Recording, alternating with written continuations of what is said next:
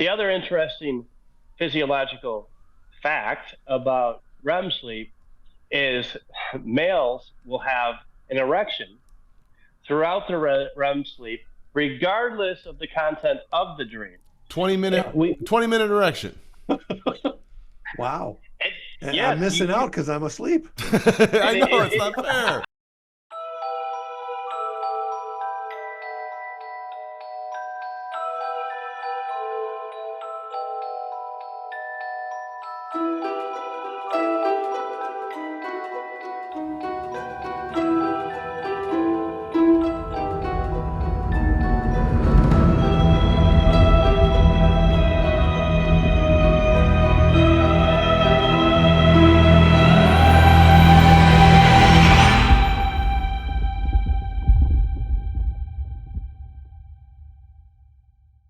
I'd like to introduce you to my friend John.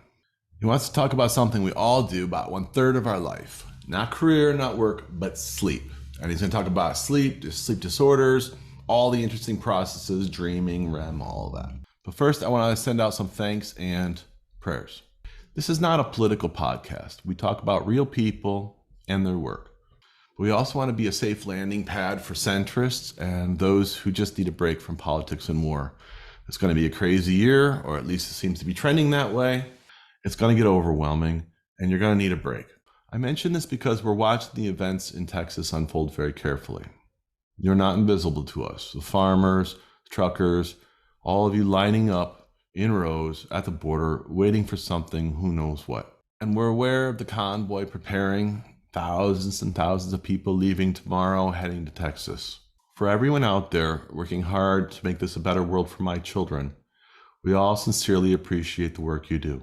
Keep up the good fight. Keep us informed. The flow of information is vital. God bless. Now here's John. I went to college for a little bit. It wasn't for me academically. I'm not too, it just wasn't for me, so I joined the Coast Guard. I was in Montauk, New York, for a couple of years with them from 89 to 91. That was a really cool duty. Unfortunately, I did get injured doing search and rescue training where I fell on a 41-foot boat, small boat, and kind of messed up my back and neck. So that was the end of that. And then from there, I worked at the Medical College of Ohio as a clerical specialist. And then from there, I worked in a sleep laboratory as a polysomnography technologist. And I did that at Medical College of Ohio, Ohio State University, as well as University of Michigan before going out to California with my brother, who did the same thing, and we worked for an independent company for many years. And then I transitioned into technology, quality assurance. Jeff was a part of that as well out there in the Bay Area. That was a very fun experience, very weird at times, but it was super cool to be in the Bay Area between 96 and I was there till 2006. Exciting time there. Got a lot of fake stock options, a lot of paper money that didn't result to anything, but it was really good experience. Then I worked with Accenture for a number of years doing IT consulting, and I was aligned with financial services and got laid off in 2009. And that's when I started a company called Vertex Sleep Solutions, where I partner with rural hospitals to put sleep diagnostic centers in those hospitals. I'm currently in Arizona, Arkansas, and Texas. And it's a really neat collaboration with the small hospitals to provide a service that they normally would have to drive a half hour to 3 hours away to get those services. So I continued my business after I went back into the IT world. up until about 2017, where I was able to pay off my house and get a nest egg. So I'm currently focusing on my business only. So that's where I'm at right now. And I'm currently I have a marketing campaign to try to drive more business in the rural areas for my sleep disorder business. Well, my question, I guess I wanted to know more about the business. I have sleep apnea, and I imagine a lot of other people do too.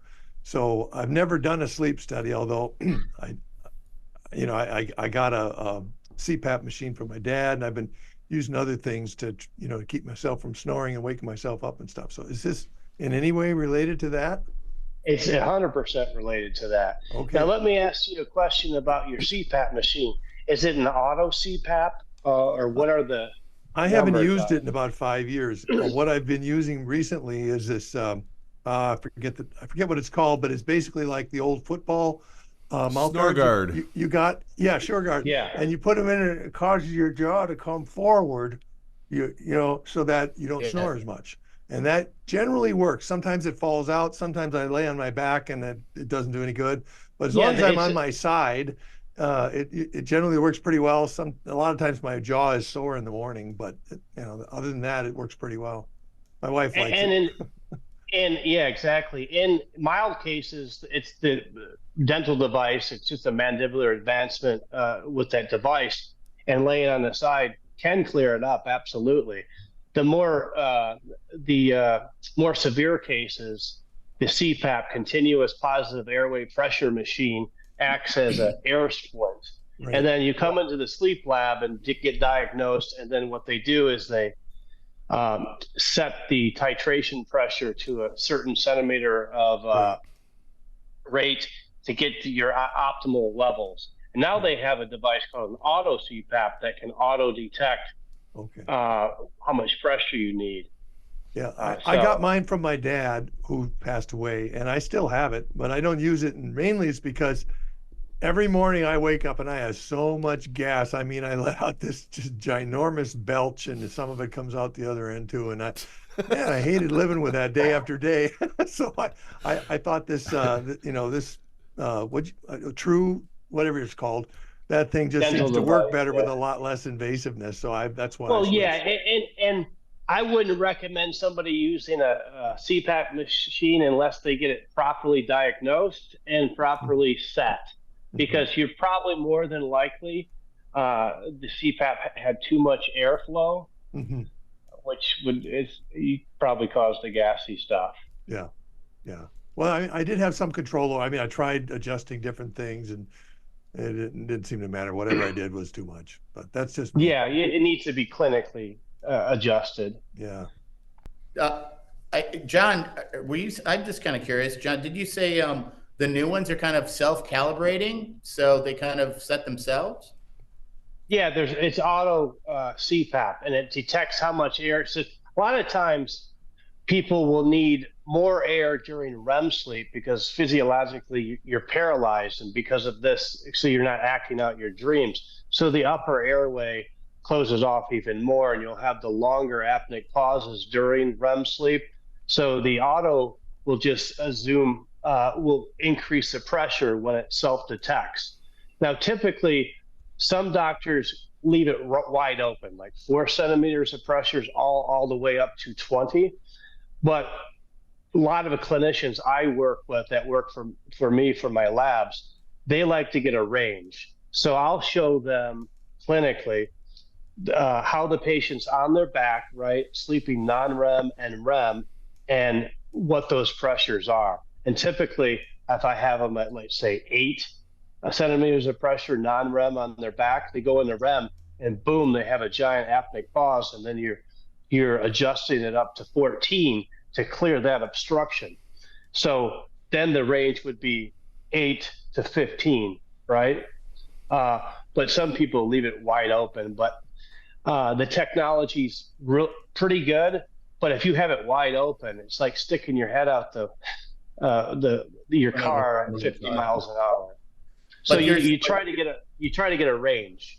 but does the machine, does there still need to be an initial calibration, or is it initial setup and then it's like one size fits all type auto detect? It's one size fits all, but the diagnostic interpretation by the physician will look at the data from the sleep lab and see what that range should be and recommends the range as such. Okay.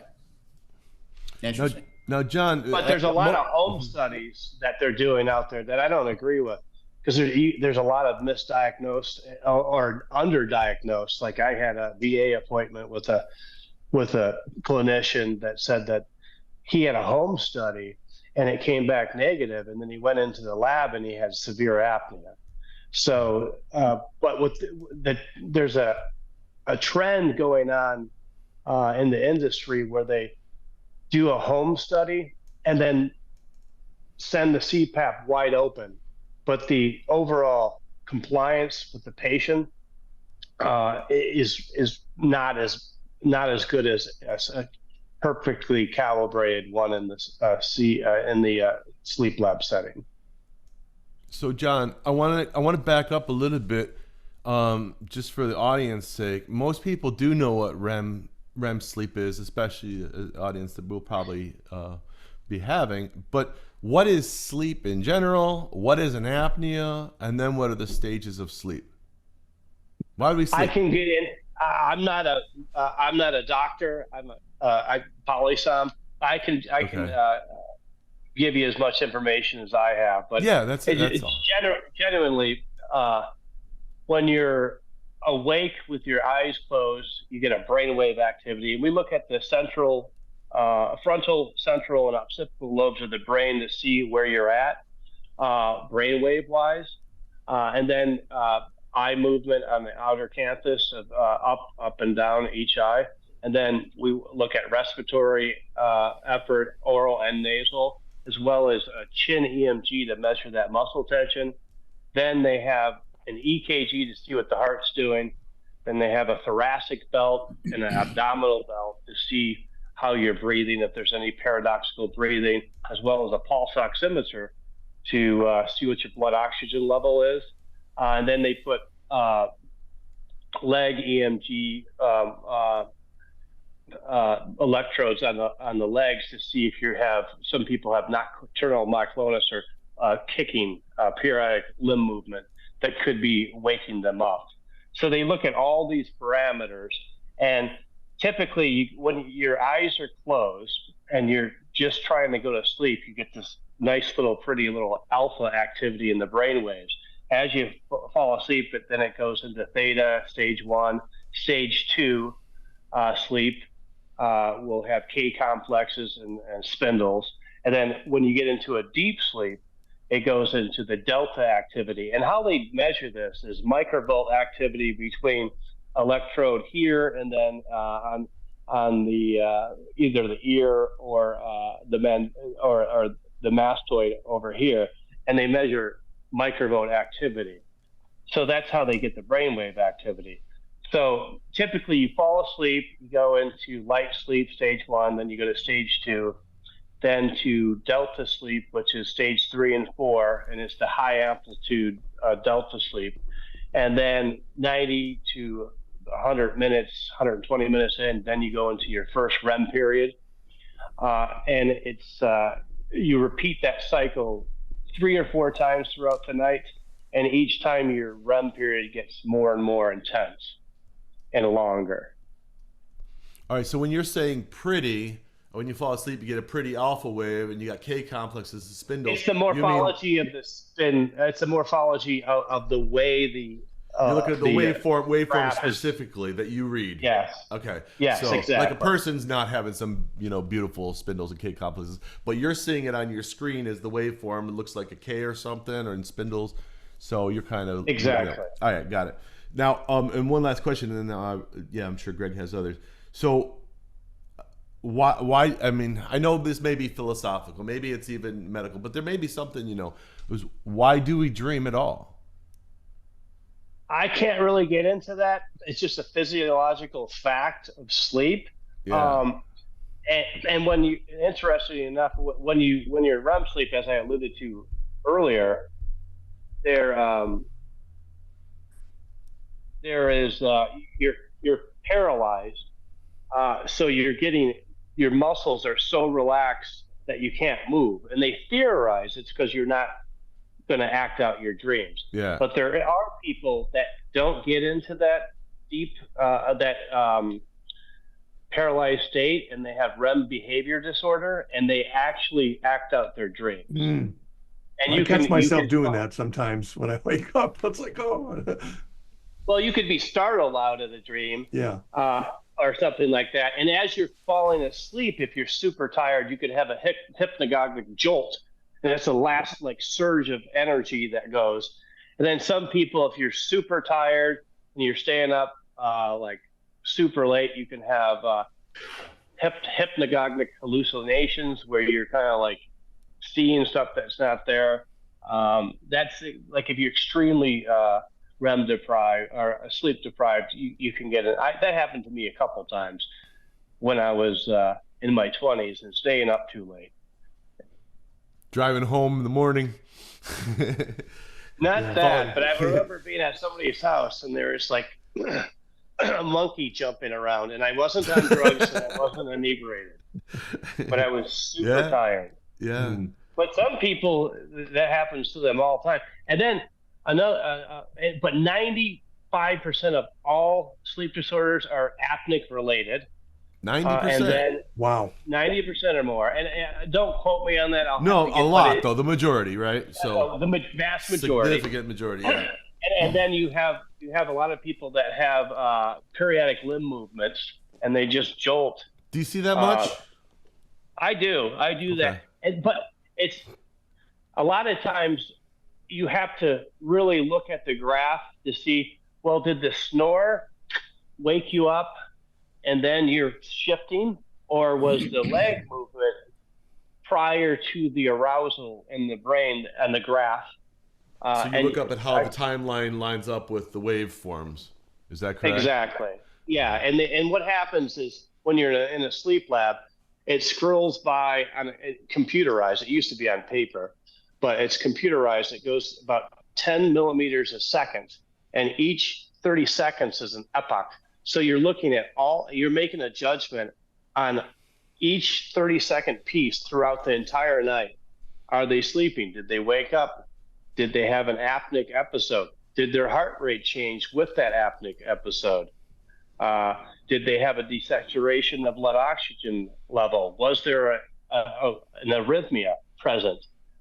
You could have a lot of, like typically when you have apnea, when you go into the apneic pause, the heart will slow down, and you can have tachybradycardia where it's like below 50 above 100. So when you're in that apneic pause or hypopnea, half a breath, what will happen is your heart rate will slow down, and then when you clear that obstruction, boom, your heart goes faster. And this could happen a lot, 60 times an hour. And this is like literally 40 beats up to 120, 40 beats up to 120. Blood oxygen level goes down to 70%, and then recovers back up to the 80 to 94, 95, 96. But this is a lot of torque on people, and it's in a lot of people that have severe apnea. It's amazing that they can even function, but this is their baseline norm. So, and it's often diagnosed by the bed partner saying, "You better get something done, or you're sleeping on the couch." Exactly. Now, is it usually men? And I love the aspect of, like, typically these people are overweight, and then they're so tired they can't even try to do behavior modification to correct it because their metabolic rate's all screwed up because they're not getting sleep. And you can literally, if they adapt to the CPAP machine, you can change their life for the better. It's not invasive if they use CPAP. If they can tolerate it, not everybody can, but there's all kinds of alternatives, such as a dental device. And now they even have this thing where they put an electronic thing, I think it's called a Spire, that stimulates the back of the throat, and you turn it on with a battery, a remote switch. So that's pretty neat. But the cool part is you can literally save somebody's life, because you're talking in the more severe cases, 30-40% increased heart attack and stroke risk. And if left untreated, they typically gain more and more weight. They can become morbidly obese, diabetic, and it's not good. No, John, a lot of information has come out in recent years about apnea. I mean, that it's almost a household name. Back, 20, 30 years ago, a lot of people never even heard about this. So, and the technology's come a long way. And I'll kind of really quick share. I did get diagnosed with obstructive sleep apnea, but I didn't tolerate the machine because it was on auto detect. And I'll tell you where I had a problem with it is the old machines. It kind of like, it maybe you remember this when your early years, that you'd get a CPAP, and it'd get 10 to 20 whatever something pressure. I don't know the measurements, but it would give it it would be titrated to that level, and the first day or first 2 days or a week, maybe they wouldn't be good. And then after 3 weeks, over time, they would adapt to that. And the problem is I was never able to adapt to the machine because it kept changing. Yeah, it's like, and you're hyper conscious of the whole thing. That's why it's crucial. I did it for a couple of years, but I range. I like the range. I mean, is there an option to just say, I don't want AI controlling my sleep. I want to set it and adapt to that, because the body can change a lot better than the machine can change the person. Do they have that option to switch off the auto detect? You would have to talk to your sleep clinician. Now, if they did a in-lab sleep study and had the data to support 6, 7, 8 centimeters of pressure is good, non-REM on the back, and then you need 12 or whatever it is during REM on the back, then they can do that. If you had a home study, they don't really know. They probably could maybe adjust that, but because there's some data that's collected within those units too. That's why they were monitoring my sleep every night. It's up to the internet. So that's another thing I felt a little nervous about. But that's why I do like the in lab studies opposed to that. I had it. All right, so really quick, I did have an in lab. It was at I don't know what, some sleep clinic in Toledo, and then but then it was constantly monitoring as I go. All right, I got this. All right, so I really see the value in it. It's gonna save my life one day. It's really important. But I just gotta get a new doctor maybe or something. You don't do any what do you call it? Teleappointments, like, what do you call it, telemedicine? Yeah. So I couldn't speak with your clinicians over there all the way from Florida, could I? Well, I want to find out where you're at. So there's got to be a critical access hospital in your area that I could collaborate with. See, that's the problem with the rural areas, and more, a lot of people are opting to live in rural areas because of remote work. Yeah. And there's a lot of opportunity with remote telemedicine as well. Like, all my physicians are licensed in that state and get put privilege to that hospital and do the reads remotely. I want to do this. We'll talk afterwards. I'll definitely. I'll give you all the hospitals, everything in town. Whatever you need. Because it's out of control. I mean, everyone knows when you move to the rural areas, you're not. I mean, you're gonna have to travel. But with my son, we're doing what they call it telehealth all the way to Gainesville. It's like 2.5-3 hour drive. We just get used to it. And they opened that up during the pandemic. Yeah, so there's some positive from that. Exactly. I totally agree. Of that. Palmer, anything? Well, I was just kind of curious. I know. I think everybody here at the panel knows I'm quite detached from the mainstream media, but I still hear things and keep moderately informed. One thing I know is big right now is how important sleep is. They're connecting it to a lot of diseases and a lot of problems people are having. So I'm wondering, John, because I know John, I remember John starting this, and I remember diagnosing sleep apnea and sleep disorders was a big thing. You used to have to go into a hospital, and it's become quite streamlined. And I know that's where John has interjected his entrepreneurship and has jumped into that, and he's moving with the times. But with sleep disorders being really huge and in the news and on doctors' minds, John, do you see, like, what do your numbers look like? I know you're moving your business with the times, but are these numbers jumping up? I mean, what are you seeing? They're pretty consistent. They're pretty consistent. In the rural areas, I mean, sometimes the numbers are sparse because the patient population could be 3, 4, 5, 6,000 versus 10,000 rural area or 12,000. But it's been pretty consistent. And I also have implemented the home sleep testing in these areas because sometimes the insurance mandates it because it's cheaper for them to do that. But we like to, if a positive result on that, instead of doing the wide open CPAP, we like to bring them in to the lab to get those settings where they need to be so the clinician has more data to deal with.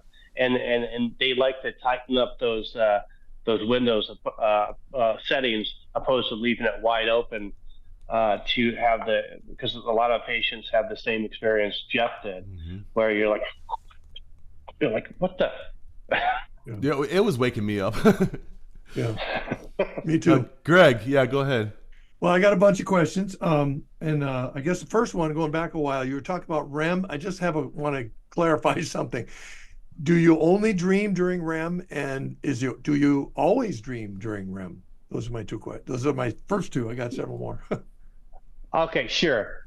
With REM sleep, they have the rapid eye movement, and it was discovered in the University of Chicago by a physician that was periodically looking at his baby dreaming. Like, what's that? It was like in 1950. I don't know exactly when, maybe 1950, maybe before, but it was through observation.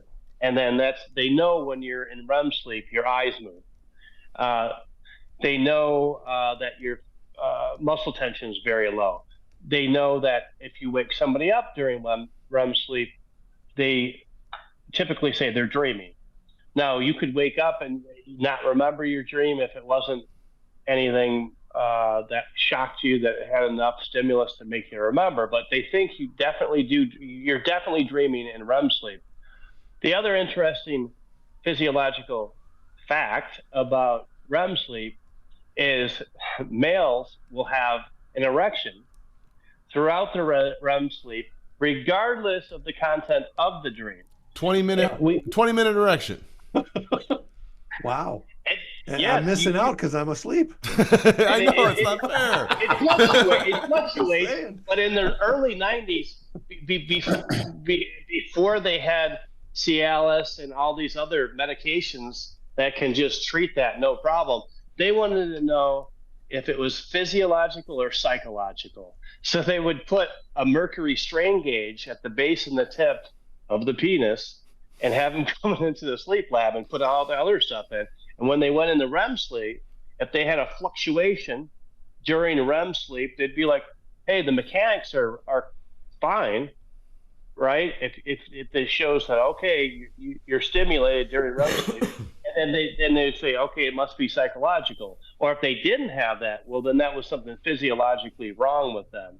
But now it's all treated with Cialis and other medications, so they don't even do that anymore. What treated for what? For impotency. ED, erectile dysfunction, right? Like they would do penis pump or whatever at that time. Now it's just like, now with the medications they have, it doesn't matter. It's moot because that just fixes them. So John, you're saying that's one way to diagnose ED? Yes. And they don't do it anymore, but in the early 90s, and I've done my share of those studies.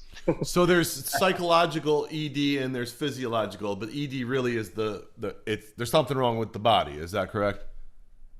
Yeah, for whatever reason. It could So be they, yeah, because I smoking, saw a could be movie. They were diabetes, talking about the tape, the whatever. stamp. Yeah, there's some movie they were talking about the stamp test, where the old lady is talking to the guy get married. Said, take 5 stamps, wrap around at night, and see in the morning if it's broken. If it breaks, And it's then it's psychological. I hadn't heard that one. the It was in a movie. gauge. I can't remember what it Who was. is this Put it on old the- lady?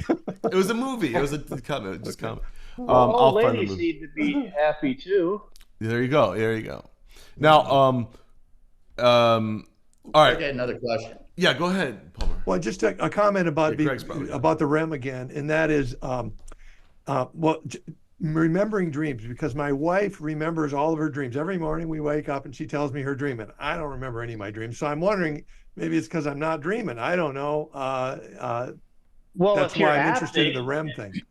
if you're apneic, you could be going into REM and waking up because you're like that, and you could be REM deprived. There's Right. certain medications that can deprive How do you of know REM if you're sleep. REM deprived? That's what I could be. Well, I a don't know. lot of pharmacological interventions, such as antidepressant medications, will suppress but REM. I don't take anything like that.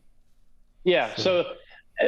But there's It no might way to be you know. just don't How can I remember- just It might know? be you just don't remember your dreams. But if I took you into a sleep lab, I could show you irrefutable medical evidence that your eyes are moving rapidly. Right. You're having phasic activity. So that's the only way to do it, is to go into a sleep lab. I can't. There's no other way I can tell. Well, whether I would assume that you're dreaming. You're just Yeah. not remembering. Have you ever Yeah, dreamed? the internet- Do you Oh, ever sure. remember Yeah, a dream? I've dreamed, but I don't remember them most of the time. That's Okay, just- yeah. Yeah, I don't like- remember most But of I the don't time know. either. Does that mean anything?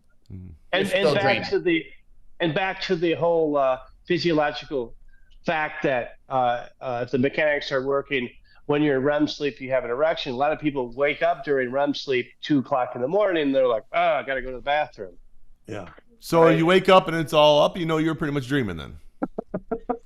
Okay. I'll remember that. John. I mean, it's not going to be like but yeah. I mean, that's just an interesting tidbit. Another of question No, for it's you, good. It's good. if I can change the subject. You mentioned earlier about, well, first of all, are more of the apneics, is that the word, apneatics?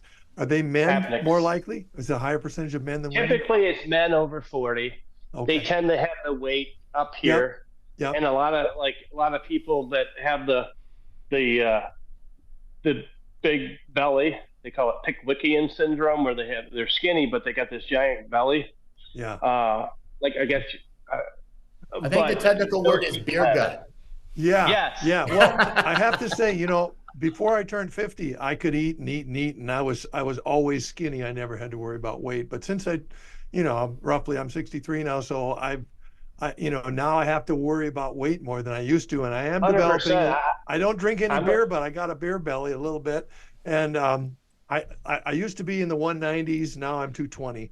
So I'm definitely heavier than I used to be, and I'm just wondering, am I having more of this now? I mean, Ruth, I don't know. My wife complains more about it more now. I think so. I'm Well, probably have doing her it more look now because I for- gained weight. Ask her to look out for crescendo, decrescendo breathing, or Yeah. snoring, Yeah, we know it.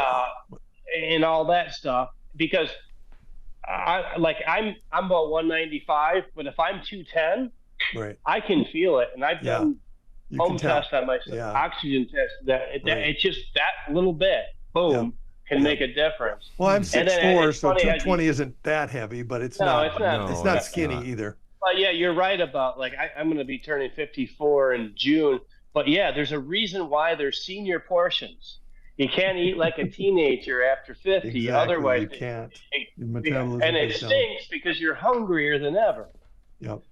And My it's one last of the question- few things that make life worthwhile. But My last So- question has to do with breathing. I have heard from various studies that, just you actually lose weight by breathing, by,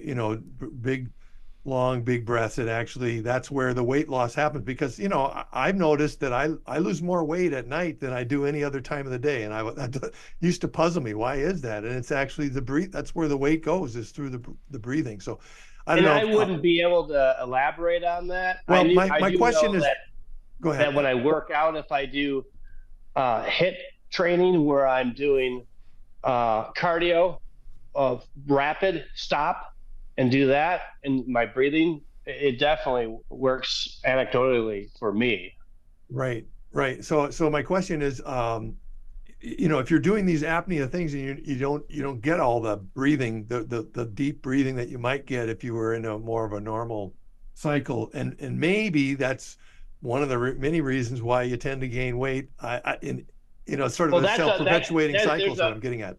That's 100% for sure. If you are apneic and you're not breathing throughout the night and waking up 40, 50 times an hour, your metabolic rate can mess up, and you have zero energy. It's horrible, and you're drinking tons of coffee. It absolutely can affect. It's a vicious cycle. Wouldn't that be related to metabolism though? What makes? I mean, if it's really about burning calories, wouldn't that be if you're gaining weight at night? You're resetting your metabolism. Well, you don't gain weight. I know the answer to this one. I'm not going to address the gain. I'll address that one because I know that one. The weight gain at night. I'll just do the apneic correlation. That's okay. So Palmer, I agree. Palmer, I know a bit about this. So there's the mind gut, metabolism system. It is very complicated. But if the brain is not getting sleep and not repairing, how are you going to be able to have a correct metabolism? So metabolism is how much you absorb into cells, but the messages of how much to absorb and things like that have to do with the brain. We were talking about it's the lower brain. So I do know a little bit about this. Yeah, John, I want to shift gears to something that's really fascinating to me. Is you said you were in the Coast Guard. You were on the East Coast, and if I'm looking at your age, you were there at something very interesting time. Well, I was. When was that? There was a movie made about it. Were you on that? Were you in that storm? Lewis, in what you're talking about, Jeff? Hurricane Bob. It was the one where they made that one where the fishermen went out into that storm. Perfect Storm. Were you in that storm? Was that your time period? I haven't seen that movie, but I was there and during Hurricane Bob. That's what they call it. I'm gonna look up to see if Perfect Storm was during Hurricane Bob. And our objective was to take the 41 footer. Yeah, take the 41 footer across Long Island Sound to up the Thames River up in Connecticut to keep that vessel safe. That's all we did, and that was a neat time. All right, hold on. A Perfect Storm. Right back. Good old Bob. I want to see Hurricane Bob. I still have the flag from the Coast Guard vessel I was on, the ensign, the U.S. ensign, the Coast Guard ensign, and I have it framed of the damage it did because no one else wanted it. I'm like, I'll keep it. I was hoping to go out to East Montauk East Hampton and go to one of the bars there and sell it to them. I remember that one. So it was the Grand Banks of Newfoundland and a tropical storm. Nowhere near. So they didn't really see Hurricane Grace. Is there Hurricane Grace, or is that a fictional hurricane? I'm sure there is, but I was a Bob. So Bob would have came before.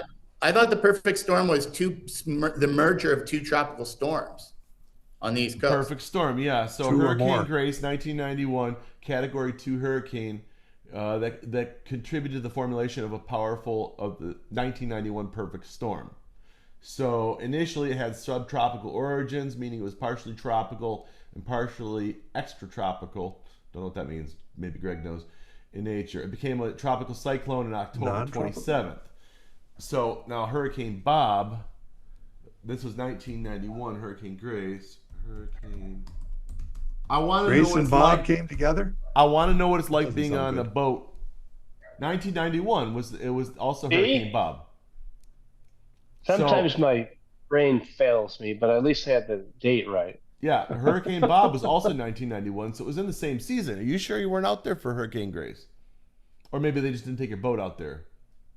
Because it was the same year. It probably didn't. It probably didn't affect Long Island Sound. This is Outer Banks, North Carolina. Hurricane Bob was. I mean, those hurricanes were all over. All right, so the big question is, what is it like to be in a hurricane on a boat? Yeah. Scary. Well, they put you in a Mustang suit, which it's like a snowmobile outfit, except it's a life preserver, the whole thing, right?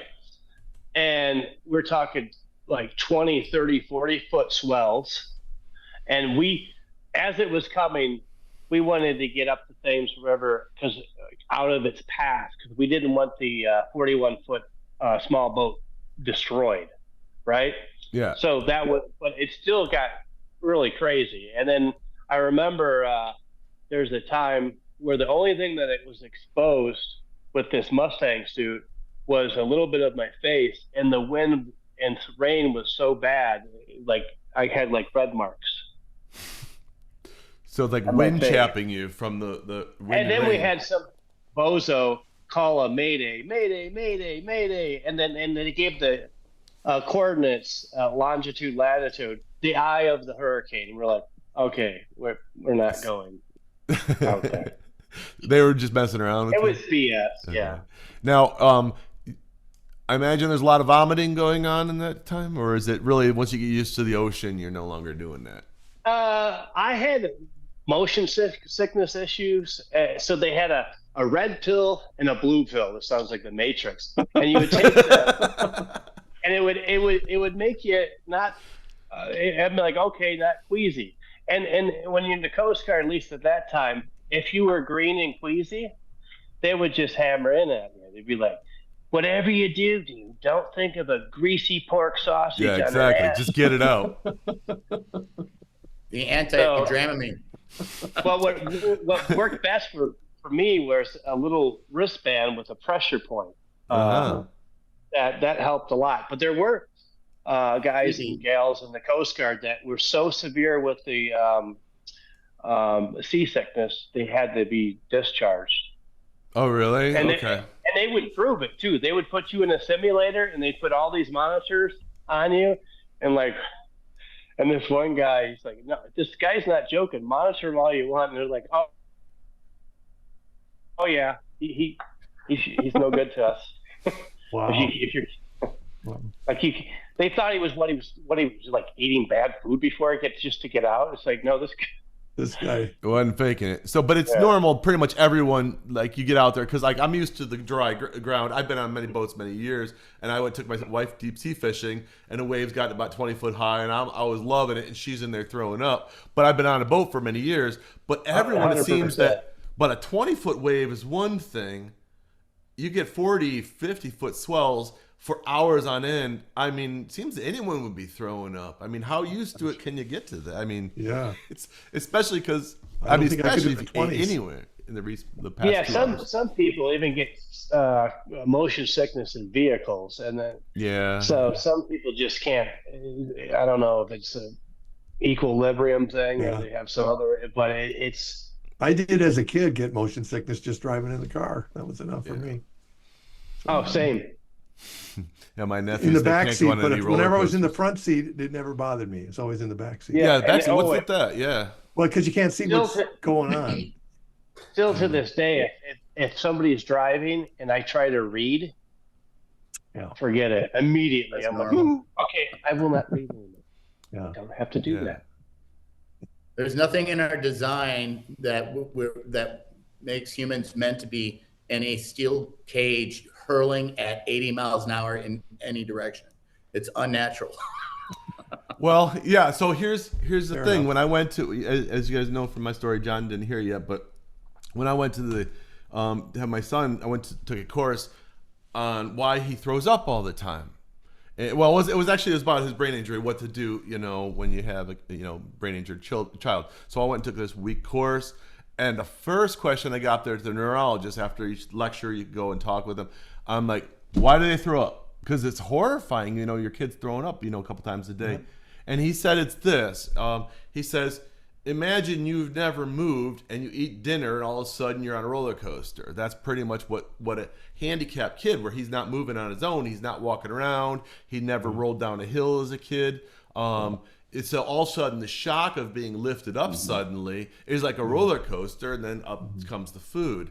And I never understood that, so that's why I was kind of asking about how do you. That's a good explanation. He's a neurologist, so he's studied this stuff, and he's worked specifically with kids, because he had a brother who was like that. That's why he took that job there, because he liked it. So it's amazing that kids don't get more. I mean, just in general, because we're picking them up and running them around and everything. It's amazing they don't get more disoriented than they do just your average kid. That's what I want with my daughter. She sees a hill and wants to run We're down not very and roll careful it. with them. I'm like, well, there's fire ants, but go for it. You know, and roll around, you know, jump upside down and whatever, just to get and that as brain. you grow, Yeah. Like with my daughter, she had tubes in her ear, and when you're a kid up to about 6 or 7 or whatever, the skeletal or the skull structure or whatever, your ear canal is straight across, right? And as you grow older, it goes down, and that's why the tubes help with ear infections. So they theorized that because of that, kids love spinning, but when you're a full-grown adult like we are, I don't like and it. their nails are down, I spin around 3 times. I'm like, no, spin me, Daddy. Yeah, exactly. No. My daughter wants me to roll down the hill with her. I'm like, I do it, and I don't feel good afterwards. Yeah, exactly. But I remember when I was a kid at the Lucas County Fairgrounds, they had this UFO spinning thing that spun like crazy. Oh, and the centrifugal force spinner. Yeah, and I used to love that. If I got on there, I would be done for about 4 days. So have you guys been to Cedar Point in recent years as an adult? Yeah. Or any? So I went, and they have now some roller coasters and rides that are like at next level from when we were a kid. And all the roller coasters, I'm fine. I can even do loops, but some of those spinning ones, I'm just going, please end soon. Please end soon. I'm uncomfortable. It's unpleasant. It's like Paul Morano, if you remember, I was at Arizona. We did New Year's Eve party decades ago. In the streets, they had all this. Oh, Tempe. Yeah, in Tempe. So they had one of the astronaut things where they test and you're spinning in all different directions. And I said, I'll do it. I can do it. And the other people were screaming, and I was like, okay, I was expecting it to be scary. It wasn't scary. I was on there. I was quiet. I was in pain. I was like, this sucks. I don't like it. It is just, it's disorienting. Not scary, but like, disturbing. Yeah. It was very disturbing. I was kind of like this the whole time. I'm like, it wasn't scary, but it was so miserable. And then you're putting your life in the hands of these carny people that construct it half drunk. Hey, that makes it more exciting. Exactly. That makes it more exciting. They got to work too. No offense to carnies. I think the fence is already taken. You just lost half the audience.